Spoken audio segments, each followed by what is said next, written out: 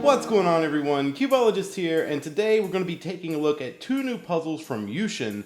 They're called the red and the blue, and the red is a 6x6 and the blue is a 4x4, and I'm pretty excited about both of them. So let's take a look at some of the pros and cons and just a general first impression.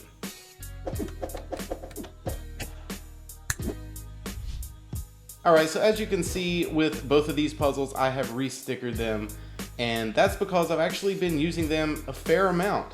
Now you guys know that most of my solving involves a 3x3 or something pretty simple like that, but with these puzzles, the reason that I'm excited about them is because of the size.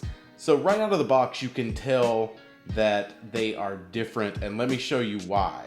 This is a mini Alsu, and you can see that it is pretty much the same size. This measures in at 60 millimeters, just like the mini Alsu, and that's one reason that I like it, because even though my hands aren't small, I wouldn't consider them to be very large, and I just like the feel of a mini 4x4 in my hands. So that's pretty cool, and I'll get into more about the feel on this in just a second.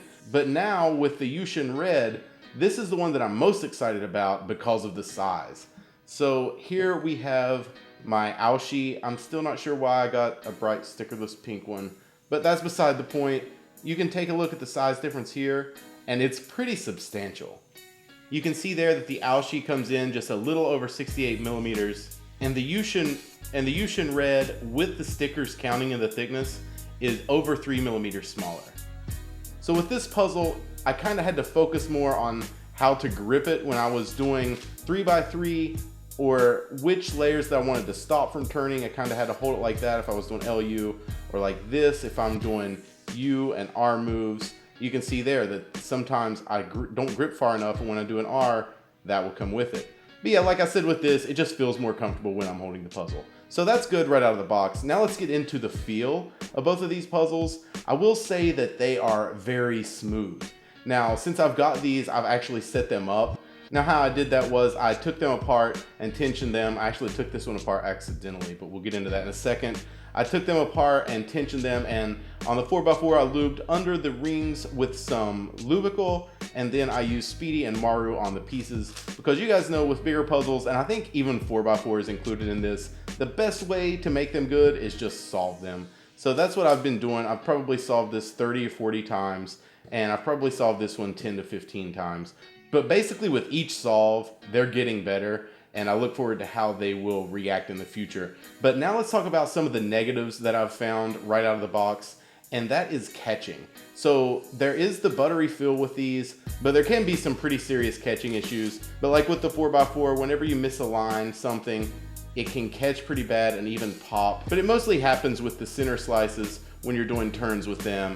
And with this puzzle, corner cutting is decent. It's not fantastic, but it's almost 1.5 pieces, easily line to line 1 piece and a little over. So that's where it ends. And the feel, like I said, is pretty buttery, and I think it's going to be a lot of people's mains. Really happy with this puzzle, just a few problems. So moving on to the Yuxin 6x6, like I said, this is the one I'm most excited about.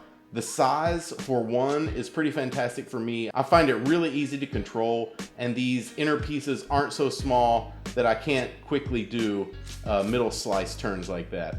The one issue I have with this puzzle is that it pops. So when I got it, it was kind of too loose, and I've tightened it a little bit, and that's actually helped a lot. But I found that it's really easy to misalign and lock up, and even pop if your tensions aren't that tight. Now let me show you one of the ways that it locks. Whenever you've got 1 or even 2 layers misaligned, and that's a really easy misalignment, right? That's not that far off, but when you go to turn, it continues to turn, and you can actually take this pretty far, and it turns into a really nasty lock. And like I said, even a pop if you don't have the tensions correct. But if the tensions are fairly tight, it's not that bad to pop back into place, but it can become an issue if you're not a very accurate turner like me. So what I'll do is I'll take these puzzles and I'll be solving them a little bit more for you guys, just to do some more research basically on what I think is a good setup and stuff like that. And I will do full reviews on these if it's something that people are interested in, because as you guys know, I'm not that fast at either of the events, but I am pretty confident in my ability to tell what a good puzzle is.